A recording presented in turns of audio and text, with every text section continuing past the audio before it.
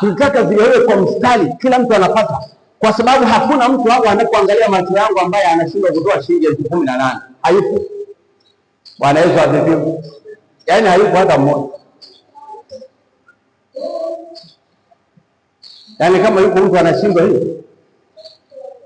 aniambie kusudi nizungumze na Mungu amfanyie muujiza. Bwana Yesu asifiwe.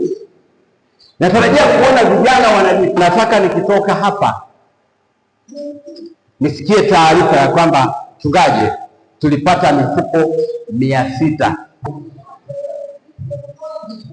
Chukua karatasi, wala usiogope.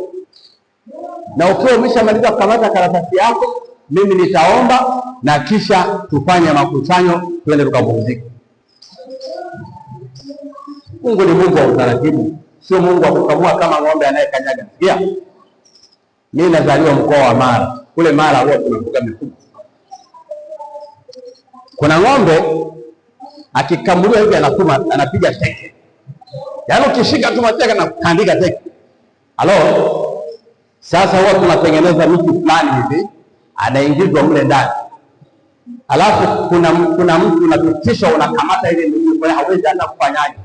Kwa hiyo tunavuta maziwa tunapotaka. Halo? Sasa usisubiri ile ng'ombe ukanyaga mpaka tuingize kodi namna hii ndio tuanze kukamua. Bwana Yesu asifiwe.